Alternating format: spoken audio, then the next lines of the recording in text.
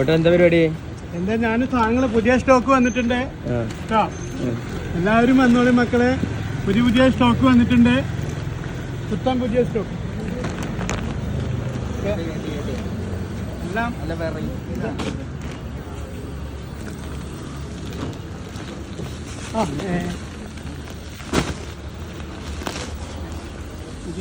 പുതിയ സ്റ്റോക്ക് ഓടി വരും കഴിഞ്ഞു പോയി, സാധനം കഴിഞ്ഞു പോയി.